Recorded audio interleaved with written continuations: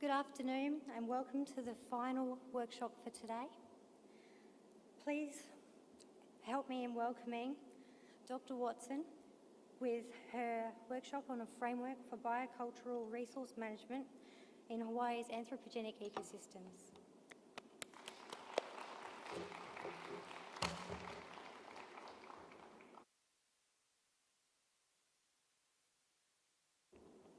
Hi everybody, thanks for staying. I'm sure you're all tired. I'm a little tired, so we'll try to get to this and we'll try to get through it fairly quickly. Aloha mai kako. My name is Dr. Tricia Kehaulani Watson. I am from Hawaii.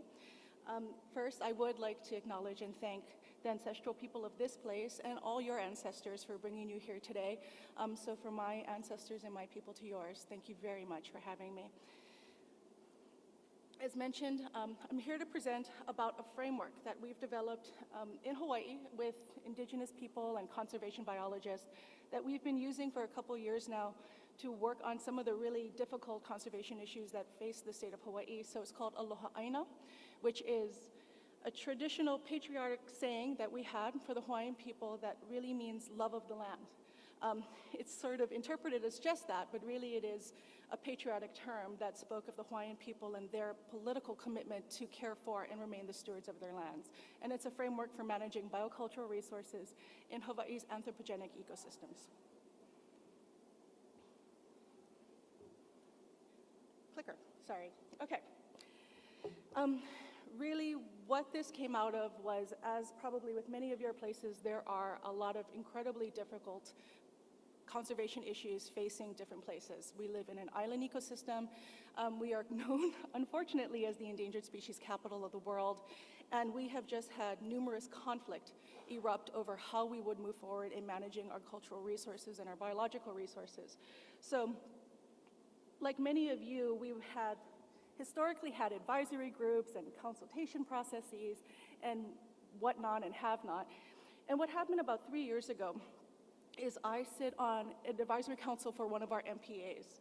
And in that, we were trying to find a way to move forward. How do we move forward from single species-based to ecosystem-based? How do we move forward dealing with cultural issues? How do we move forward dealing with the Native Hawaiian community?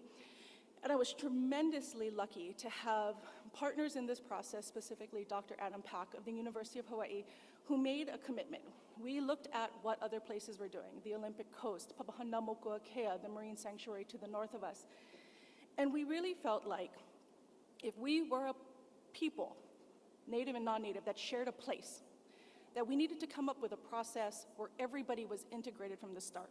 Western scientists, Hawaiian scientists, Westerners, Hawaiians, and really it was about building a relationship that taught people how to manage resources.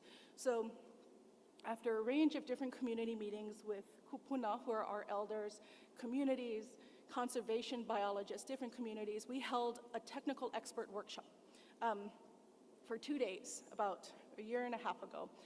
And it was about 25 people that we hand-selected.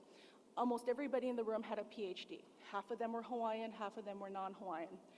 And really the idea was to stick people in a room who were committed to the place, who had cultural knowledge, who had traditional or modern conservation biology knowledge to come up with a framework to move forward. So this was the framework we created out of that workshop. It was based on the traditional ecopolitical structure of Maʻili Kukahi. Maʻili Kukahi was the high chief of Oʻahu in the 6th century. I am a lineal descendant of Maʻili Kukahi. He was the chief. If anybody's ever been to Hawaii and heard of our traditional land management system, it is called the Ahupua'a system. It was divisions of land, sustainable, totally sustainable areas of land that people manage. Many, many different groups have tried to bring that back today. So the framework we have is based on that model. It was created management around sustainable systems and sustainable uses. It decentralized powers traditionally to families and communities, and we very much followed that, where it's not central advisory bodies, not central authorities, but again, decentralizing action and authority to on-the-ground grassroots communities. And it's based on traditional knowledge. And one of the most important things I've seen today that I want to convey to all of you is that we really emphasize not treating traditional knowledge as something separate. It's science. It's science like anything else. What is science other than the an analysis of the natural world around us, and what Indigenous people do is science. And it's not simply science. In many cases, it's science that is on par, if not superior, to Western science that has come in. So that is sort of the hallmark of our management, is to recognize that what Indigenous people bring to the table is science. Sorry, I'm having to click my computer and click this. Again, this is just a picture of our traditional ahupua'a system. They were essentially full watersheds, for the most part, that went from ridge to reef. So from freshwater sources all the way out to the reef, it was one comprehensive system. So again, one of the things we're looking at is how do you actually apply an ahupua'a system to modern day biocultural resource management in anthropogenic systems. For years and years, people have been talking about, oh, we have to do it the way the Hawaiians did it. Oh, we have to do it in a traditional way. Oh, we have to bring in the ahupua'a system. And after years and years of this, I kind of got frustrated and said, what does that actually mean? So it really was about implementing and operationalizing this traditional concept. What this means is action is localized, always. Decision-making, action, research collection, all of these things are localized. Questions and issues are collaboratively identified with the Indigenous community, with grassroots communities. Research is collaborative. So another thing I want to emphasize is that what we've done in our framework is move the Indigenous placement in it from this sort of ladder consultation part to a very front-ended process where Indigenous knowledge is coupled with the best information available, which is a standard that exists in pretty much every country's environmental laws. Western and Indigenous science are really the foundation, and it's always community and sort of peer-reviewed data validation. Peer review does not just mean send it off to a journal, but peer review means going back into communities, asking them to ground truth it, asking them to validate what people have found. Communities are engaged and empowered as partners in implementation and stewardship activities. These don't work without communities, and it really, again, is about building a relationship with communities that is long-term. And then community and leadership capacity building among Native partners. So it's not just about engaging with them and have that relationship with them, it's about educating them. It's about helping them find positions and employment in high leadership positions. Really, a lot of our success we're seeing in Hawaii is because we have Native Hawaiians sitting in all levels of government. And I'll talk about a success case study from that in a little bit. So the framework is actually 10 steps. So I didn't bring all 10 steps, but all of this is on the internet and our website and NOAA websites. But again, step number 2, so this is step 2 of the 10, is that a collaborative group of actors, including community, government, resource owners, and developers when applicable, because we want to be honest about the fact that there are developers that come into our communities, and there are large landowners that exist in our communities, collectively develop a process for gathering the best information available to be used in the assessment of resources. So one of the principles that were emphasized that came out in our workshop was this concept of a'o'aku a'omai, which is the Hawaiian term for learning back and forth. I teach you, you teach me. So again, this reciprocal learning to identify collective needs and research questions, outlining management and legal and legislative frameworks that explain roles and responsibilities when managing expectations and maximizing transparency. This is another really key point of many in our framework. But managing the expectations of communities. What is it you're doing there? What laws are you operating of? What are the spectrum of potential outcomes? And again, that's just something you do so everybody's on the same page. People really understand their role. People understand the potential. And engaging as many interagency partners as possible.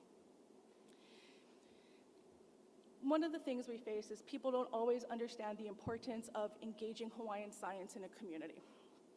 I can't emphasize it enough, and we're very, very fortunate that we have partners in Hawaii who have helped build the database to demonstrate why Indigenous people need to be part of the management conversation. These are 2 maps. The Nature Conservancy in Hawaii recently undertook a Native Hawaiian mapping footprint project. On the left, you're seeing essentially the same land area. This is the western side of the island of Molokai. The left is the footprint prior to contact of Native Hawaiians. So those are the anthropogenic effects. The right is what it looks like today. So when people we have a lot of people who are Western scientists that don't always understand why you need to engage. Projects like this help us emphasize our point. Because really our goal, as I imagine many of your goals are, is to move back to something that looks a little more like the left and a little less like the right.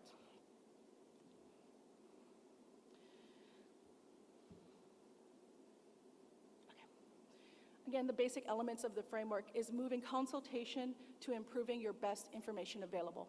To not have anything in place. No, this is our draft plan, this is our draft goals. None of that should be in place when you're first coming to the community. It should be engaging the community, informing your research framework, informing your questions, and finding ways to be collaborative from the start.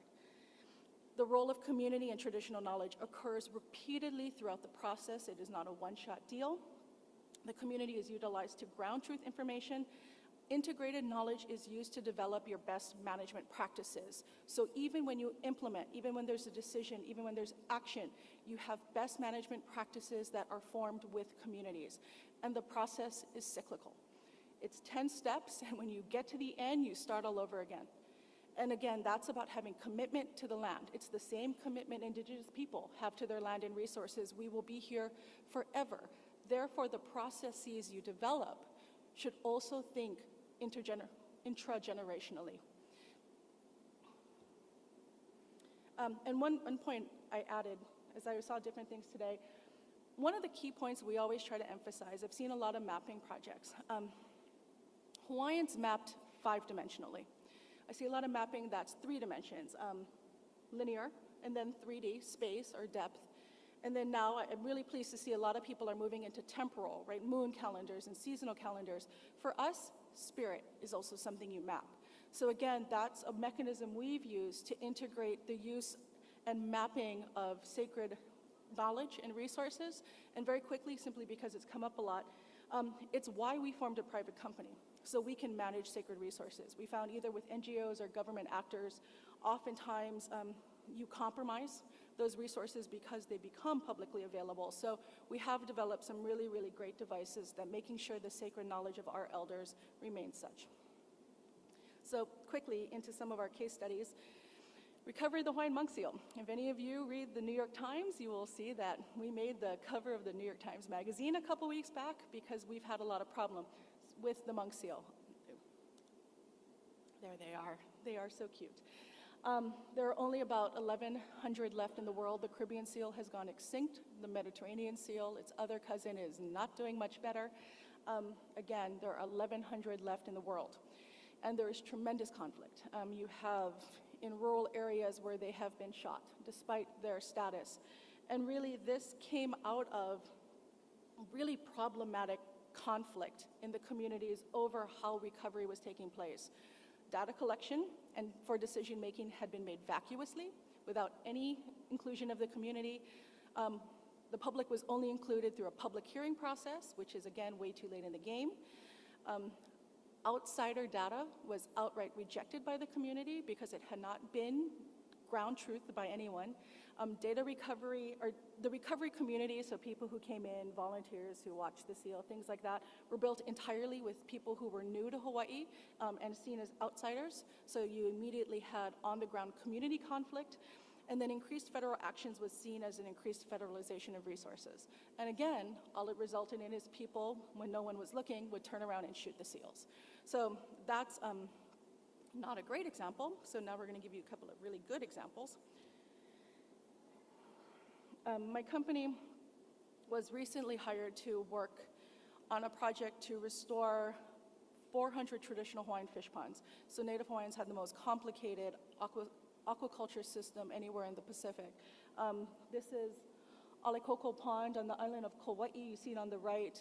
It is, I want to say, 800 acres. We again had as many as 400 traditional Hawaiian fish ponds. Many were destroyed during development and urbanization of Hawaii. Those that remained were plagued with permitting problems, trying to deal with what we're up to, I think at some point, 17 different agency permissions you needed to do any sort of restoration work. It would cost ponds upwards of $100,000 just to do the plans, to get the permits in place. They were destroyed by development. What happened was there was, through the sanctuary I work with, meetings facilitated with practitioners and communities to identify the problem. And then, fortunately, Conservation International, through its Hawaii Fish Trust project, hired us to navigate all of this. What we did was, in addition to immediately working with practitioners in the communities, we put together an interagency task force of about 15 people from different agencies, including the Army Corps of Engineers, Fish and Wildlife, NOAA, and again, because our community has been working to place Native Hawaiians in leadership positions, many of those agency representatives were Native Hawaiian, and we have seen tremendous success. We're probably about a quarter of the way through the process, and I'll say, as we're going through our environmental assessment process, our comments closed on Thursday, it seems to be going incredibly well. A lot of people think we're not doing enough BMPs. Some people saying it's too much, and I like to say when everybody's a little unhappy, we're on the right track. So but most importantly, we've had tremendous support from the community and the practitioners who asked for this in the first place, and tremendous support from state and federal agencies who recognize the importance of restoring fish ponds, not simply because of their cultural value, but because of the ecosystem functioning that would be restored when you restore them. This is just another picture of a fish pond. This is He'ia Pond in Kaneohe. As you can see, there's a break in the pond. They have been, I think it's been 10 years now, trying to get their permit. So this is exactly the kind of problem we're trying to alleviate. One more pond. This is a picture of Ko'i'e'e Pond on the island of Maui.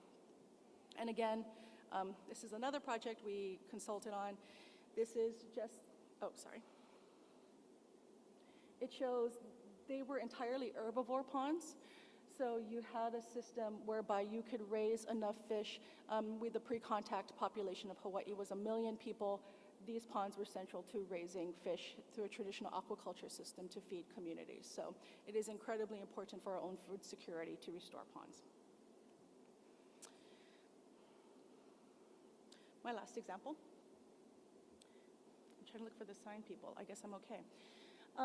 We also do work with marine mammal research and recovery. This is a project we started about 3 years ago. And again, another one that originally there was a lot of conflict. We came in right after one of the elders I am very close to chained himself to a pier on Maui. We're kind of feisty people, us Hawaiians, because of the way marine mammals were being treated when they stranded. What it was is a situation that, and this I really want to emphasize to government agencies, you kind of can't just pick anybody. We had a lot of situations where projects would try to bring on any Hawaiian, simply because that seemed to be a way to deal with the Hawaiian issue. We really want to emphasize you need people who really have knowledge, who worked with communities, who have the ability to deal with the Western science concerns and the community concerns. So when we got brought on board, we went back into the communities to discuss what it was communities needed as well. If Western scientists needed to be able to study these mammals because they're sentinels of ocean health, because they reveal a lot of information about the status of ocean ecosystems, what was it communities needed? And communities really, they wanted things like access to bones, access to teeth, things that helped enable cultural traditional practices.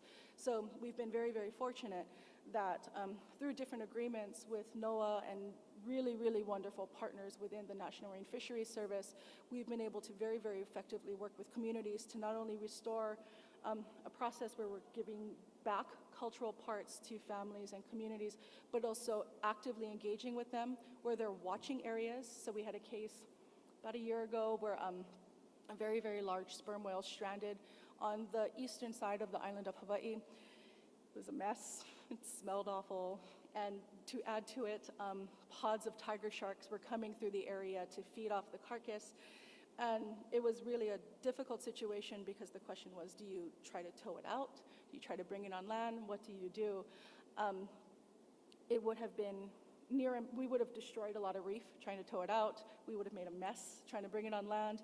And it was the community partners who then stepped forward to come and watch to make sure people weren't going into the water, that were reporting when there were crowds gathering, and ultimately the wave, the sort of natural wave systems took the animal out. It saved the state probably between $50,000 and $100,000 to do that, and again, actively engaged the community, not only in decision-making, but in community monitoring and in the decision-making process. So critical takeaways and ways forward. Sorry, I'm trying to keep my computer up with the rest. The economy is bad everywhere. And if governments really somehow think that they can continue to do everything without engaging community partners, they're pretty much flat out of their minds. You have to develop partnerships, and your partnerships need to not just be groups anywhere, but very, very localized communities. People try to say, I always tell people it's not simply a model, what we have is a process. And that process is replicable, not only in Hawaii, but in the United States, globally as well. It's a process of engaging with the people who are impacted by those specific actions, the people whose families have traditionally relied on those resources. They are necessary, because the reality is conservation challenges are not going to get easier, and you need the people on the ground. You need to actively engage them, you need to train them as leaders, you need to educate them if we are to meet all of the conservation challenges we have set for ourselves globally. You have to realize that, another big one, resources are biocultural. The squid, to us we call it the he'e. It not only feeds us, it is a kinolau, a body form of our god Maunalua, Tangaroa, I think, for this part of the world. It is cultural as much as it is spiritual. The process of being able to go and fish or dive for these things is, yes, it's feeding our families, it's food security, but it is also spiritual power, energy, and knowledge that informs us.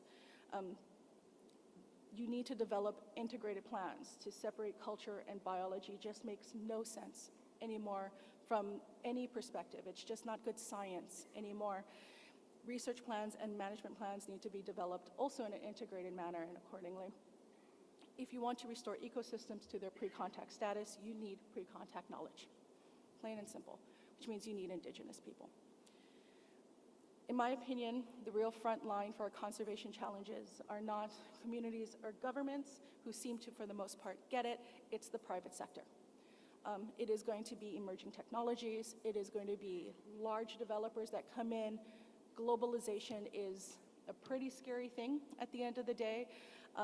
And unless you begin to engage with corporations, unless you begin to really develop skilled Indigenous people who can come in as consultants, who are listened to, who are taken seriously in the advice they give, you are going to continue to have problems, because I assure you, I have never seen a development project without consultants, and really more often than not, they are giving bad advice. You have got to tap into that sector and improve the advice they're giving so that private developers and corporations understand the need to make sure they're honoring and respecting Indigenous people. And finally, I can't stress the importance of education. My dad's a hunter and a fisherman. My husband is a hunter and fisherman. I came from a family that valued education. My parents took out 2 mortgages to send me to a private school. I then went to college. I went and got a law degree because I wanted to change the world, but I realized I didn't like lawyers. So I have a law degree, but I don't practice. I have a background in environmental law. When I came out with all this legal knowledge, I had experts and consultants who said I couldn't possibly know because I didn't have a PhD, so I went and got a PhD. Educate the next generation. I can't emphasize the importance of that commitment to them, and then teach them to be leaders and empower them to be leaders and give them the courage to step forward, and then really recruit them into government positions. We are blessed right now in Hawaii. The stars have sort of aligned. I don't love our governor, sorry if anybody's watching from back home, I really don't. But the greatest thing he did for Hawaii was he appointed a Native Hawaiian cultural practitioner to lead the state's Department of Land and Natural Resources, and that has changed everything for Hawaii. So I can't emphasize the importance of recruiting and encouraging Indigenous people to move into government positions, because if you want to make sure they're respected, if you have a Native Hawaiian or a Native person at the helm that can engage, it really does make a tremendous amount of difference. Sorry, my thing has decided to turn itself off. Native people need to not be simply consulted with, they need to be at the decision-making table.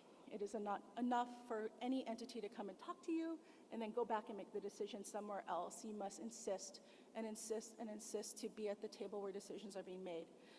You need to understand how incredibly important you are as Native people, because while anybody can become a scientist or a decision maker, only you and your people can be ancestral descendants to a particular place.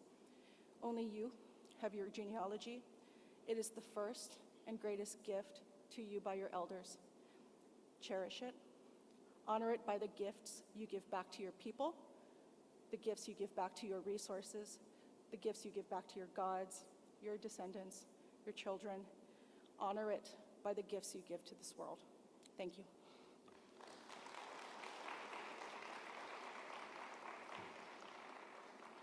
Do I have time for questions?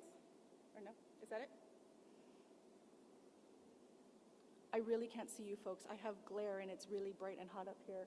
Are there any questions? I answered all your questions. You got nothing? You guys are going to take it all away? Okay, I see a guy in the front. I totally can't hear you, sweetie. That's okay. I know you're coming from a local perspective in Hawaii,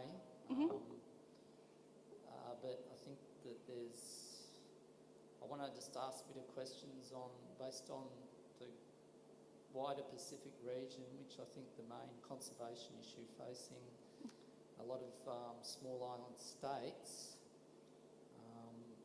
is the global warming and sea level rise, which poses a threat to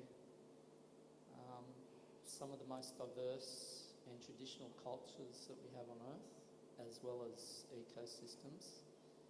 And the issue of, we've got, I know from what your perspective is talking about Indigenous people within a multicultural society being heard, but at the same time, what about the people who are in developing nations that have their own country, they don't have that issue, but they're still not being heard on the world stage? Oh, I could have planted you in the audience myself. My. So I totally forgot. The other reason I'm apparently here is Hawaii is in a very interesting opportunity where we're trying to bring the World Conservation Congress from the IUCN to Hawaii for 2016. I mean, really, I could have planted you in the audience myself. For exactly that reason. We are one of the 8 locations on the list. There are no other places from the Pacific. And I think, unfortunately, being attached to the US, however we may be, we have not engaged in a way we should have. We need to be more engaged. And more importantly, if the US, being where they are with Hawaii, has been a bit of a curse to the Hawaiian people, it is certainly an opportunity to the larger Pacific right now. So I know there's a bunch of IUCN people here. Hi, everybody. But that's exactly why we're trying to bring it. So we are very hopeful, and I'm just going to say it, get myself in trouble. It would be Obama's last few months in office. The World Conservation Congress has never been held in the United States. Right now, our hiccup is the State Department is not loving the idea of having it in the United States. But again, I think as members of the Pacific, we recognize the incredible urgency, the absolute necessity of now in bringing what the issues, the concerns, pictures, the realities of what's happening across the Pacific to a global stage and being part of a global dialogue. it is literally heartbreaking for me. I see people from the Pacific come. We are not doing enough, and I really think part of why I would fly all these hours to be here is to engage in a way that if we can use our relationship with the United States to help in any way we can help, we are absolutely willing to do so. So, Nigel, darling.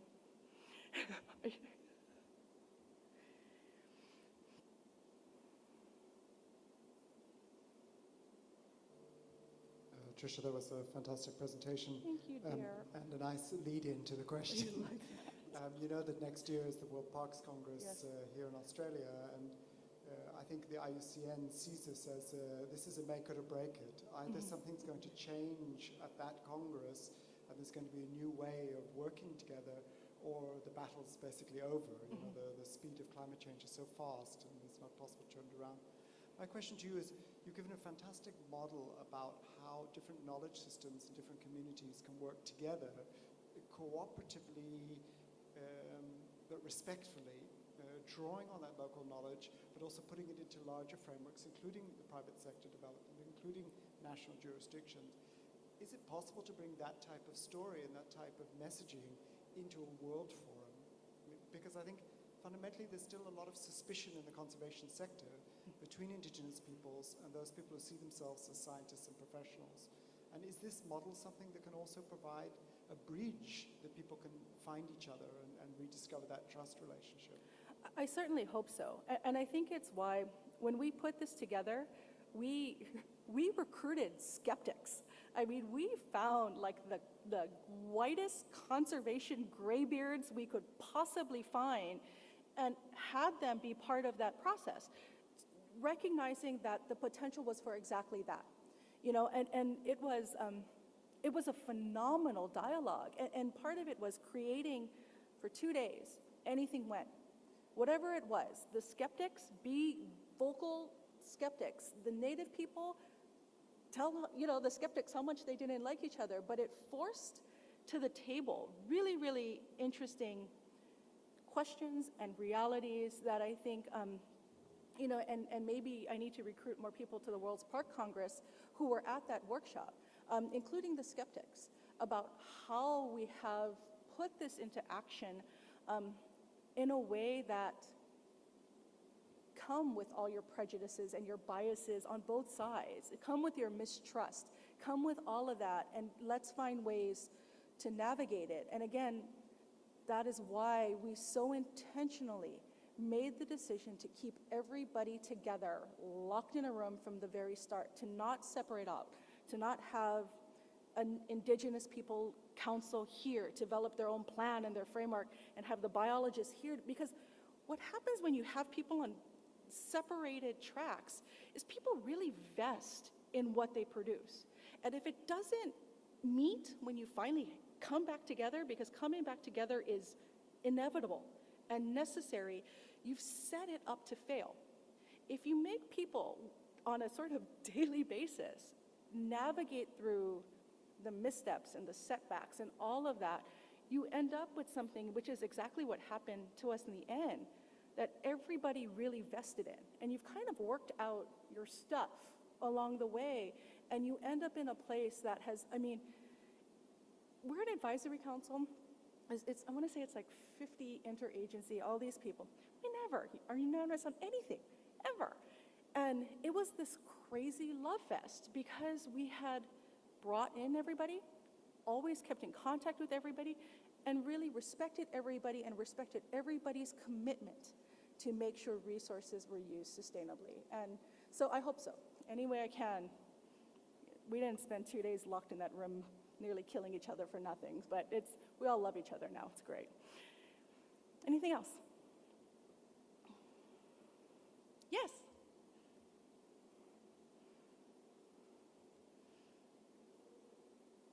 I like your dress.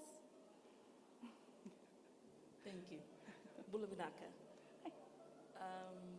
I'm from Fiji, and one of the problems we found was that the younger generation, they don't have much of the traditional ecological knowledge.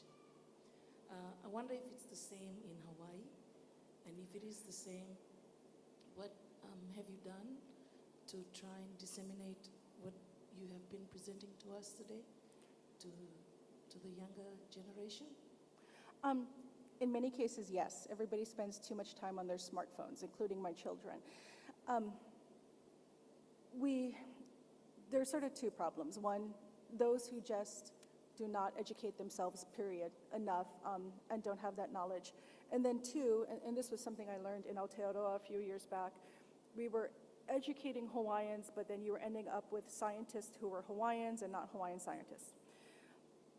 I think, at least I can only speak for me, my family, and my company, we really require that relationship with the kupuna. We make people go. I went to the school Barack Obama went to. I went to like the whitest school in Hawaii and didn't grow up with that in the way a lot of other people did. But I was incredibly fortunate in my formative years to really commit time to seeing basically every ahupua'a in our state, or at least the main Hawaiian Islands, to spending time with kupuna. And I think the way we handle that in particular is we really encourage, and we do internships, we try to create internship programs, but those programs need to be on the ground in communities.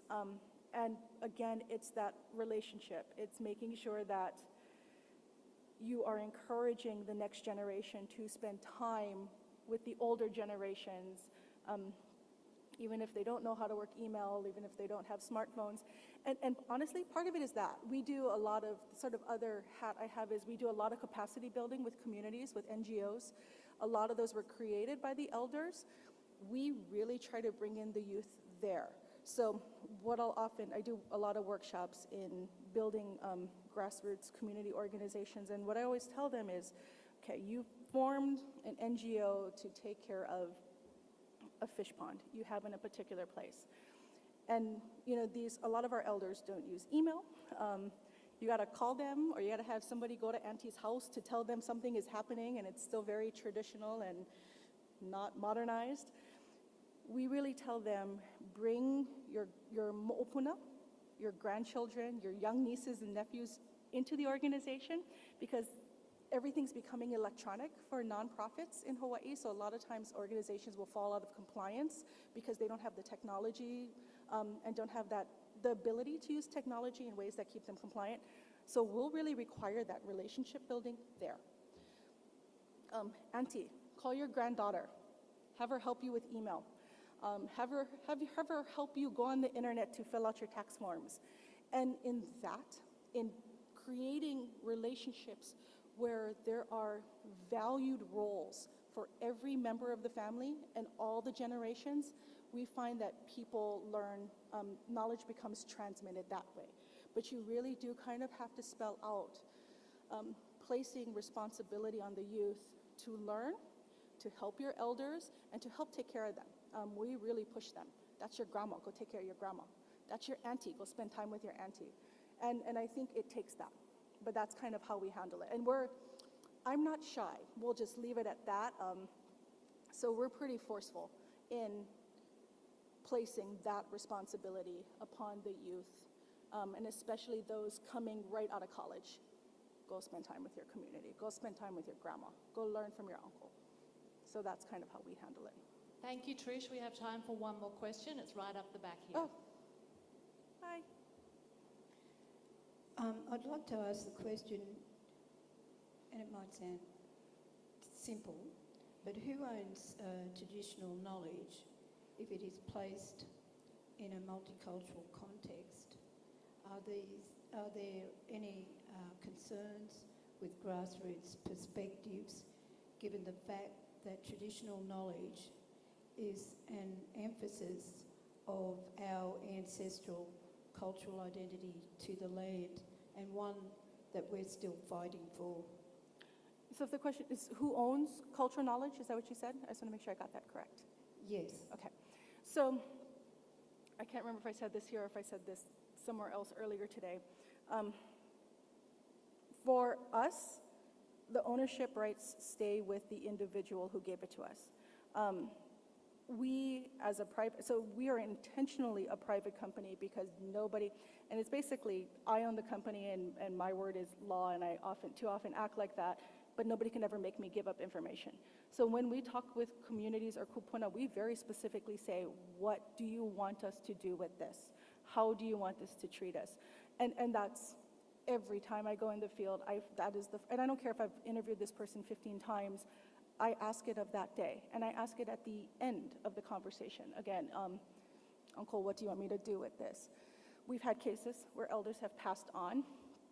If the individual has not left specific information about how they want the information handled upon their death, we will go to the communities. A lot of times in our community, they will name sort of their replacement culturally, and we will ask, we have this, what do you want us to do with it? We have ways of providing data and mapping and doing other reporting that identifies sensitive areas or sensitive resources without giving up information that we are not supposed to give up. So again, that's a matter of going back to elders or communities or families before we turn over anything to anybody and saying, is this correct? Are you comfortable with this?